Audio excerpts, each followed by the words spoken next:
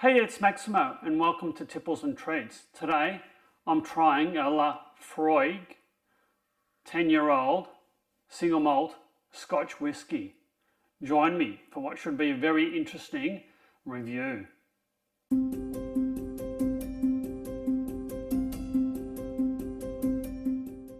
So I'm trying Laphroaig 10-year-old single malt Scotch whisky. It's presented in this nice white and green box, and very conveniently for me it has the way that this particular Scottish word is pronounced, and it's La-Froyg. It's an Islay single malt Scotch whisky. Now I've had a couple of Islay Scotch whiskies and I've been particularly enamoured with them. I think, generally speaking, they're reasonably good value for money, and I do like the sort of the briny saltiness of some of the whiskies that I've tried, and quite often they're a peated whiskey. Now, this particular example was bought at duty free at Melbourne Airport a few months ago, and I paid 122 Australian dollars duty free. US, that's around about 85 or so dollars. You can buy this locally for around about $130 a bottle. So I don't think it's that much of a bargain. So this is a 1 litre bottle and it's 40% alcohol by volume. It is a single malt, and as I said, it comes from the Islay region, which is an island off the main part of Scotland. This distillery was founded in 1815 and it's still going strong today.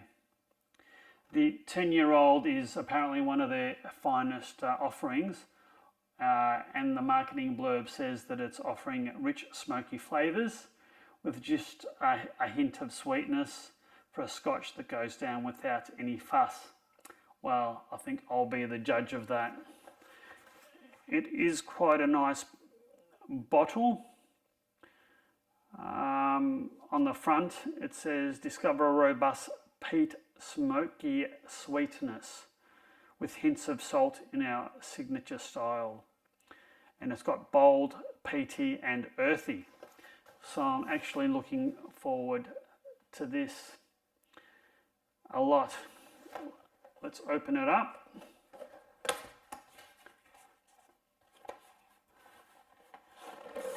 Right, and inside there is I was going to say a little green bottle, but it's more than a little. It's a 1 litre bottle, so it's quite a hefty thing, and it's a green bottle with a white label with black writing. It's actually nice and stylish without being sort of over the top. Now I shall endeavour to open this and see how we go. I'm actually looking forward to this. I tried another Islay bottle not too long ago, and I quite like that. That was quite a complex bottle, and we'll see how this one goes. So that is a wood cork. Oh, that's a hugely satisfying pop of that cork, and that is real cork in there as well. So I shall pour some out. That's quite a nice, deep, rich colour. And I'll put the lid back on. I'm getting a whiff of this already. Whoa. Initially, peat, quite heavily peated.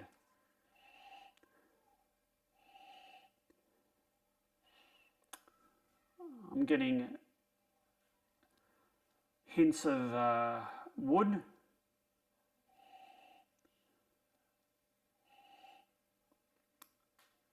sort of toffee, old wet leather.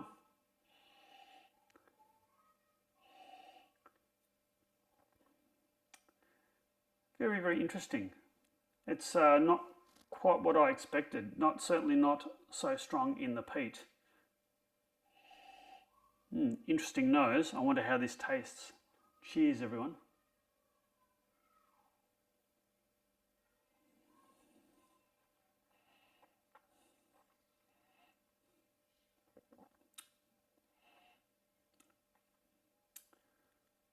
That's quite interesting. That is quite creamy and sweet at the front of the palate.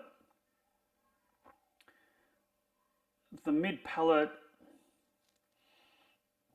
is quite pleasing. I'm not sure what other way to describe it. It's sort of pleasing. It's a bit oily. I'm certainly getting some brine or sea salt as in that sort of latter stages of the palate. I'll have to have another go.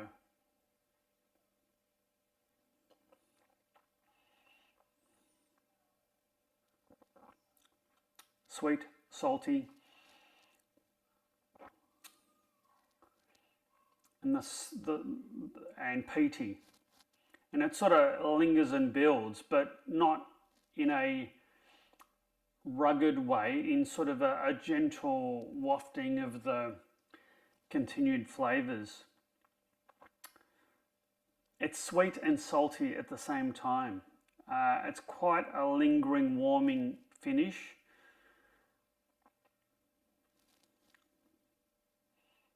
I'm sort of getting hints of dried citrus peel. Now the sort of stuff that you put in a gin and tonic as a garnish. This is very, very interesting, and it's certainly a very nice, rich, dark tan colour. This is quite surprising. Quite peaty, sweet, intense.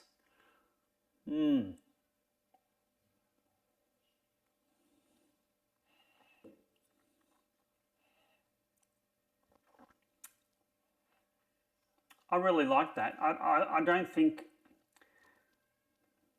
it's just really nicely balanced. It is probably the best way I can describe this. It's got a combination of all those things that I've mentioned, but you know, the salt and the sweetness don't overpower each other. You still get hints of it.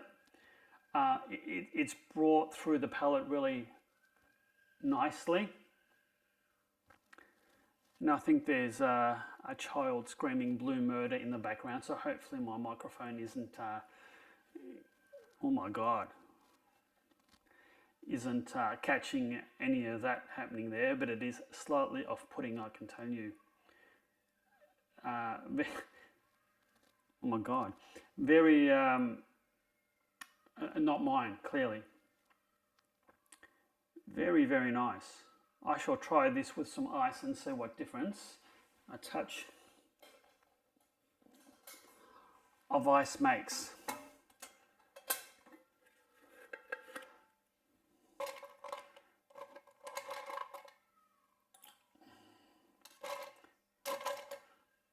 Oh, there was 2 bits. I think I need another bit of ice.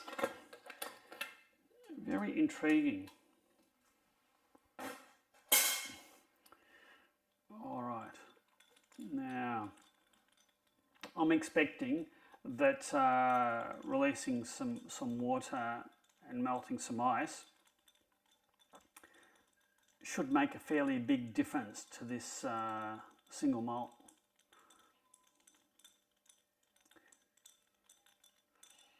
Release some of those soluble oils in the spirit, and we'll see what difference it makes. It's cut. I think the ice has cut down some of the fruitiness.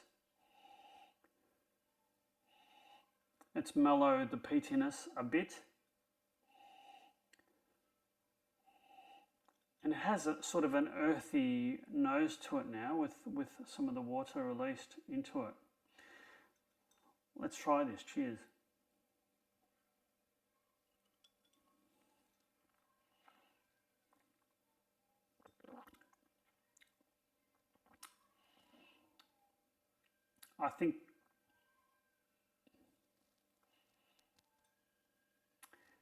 I think it hasn't changed it as much as I thought. It's certainly given it more smoothness and creaminess at the front of the palate.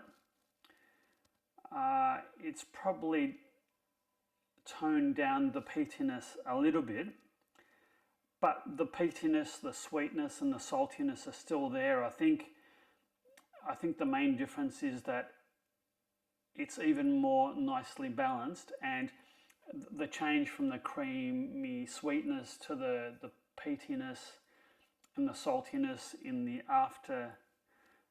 in the finish or aftertaste is probably smoother somehow. So it's better balanced in some way, I think.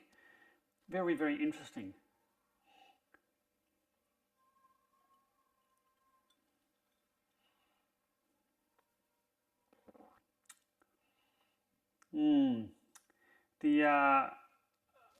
The notes on the bottle say that this is heavily peated and it's aged in oak for 10 years, and that might explain the colour.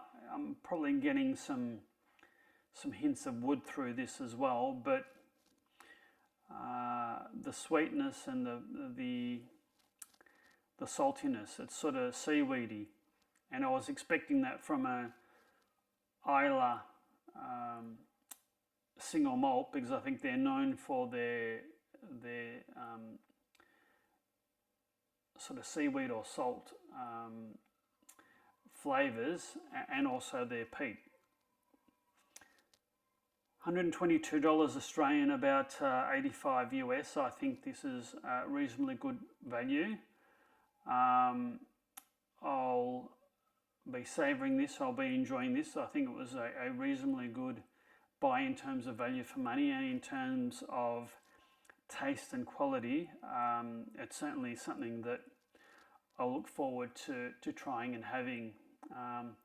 We've just gone into autumn here in Australia, so I'll probably be savouring this as the nights start to get a bit cooler. And that's, I think, I appreciate perhaps a more strongly flavoured and more heavily peated whiskey as the nights are colder. It's sort of, I don't know, somehow warming to the cockles of the heart as the nights start to get a bit cooler here in Australia. This has been a very, very nice Islay single malt to taste, and I think I'm happy with my purchase in the end.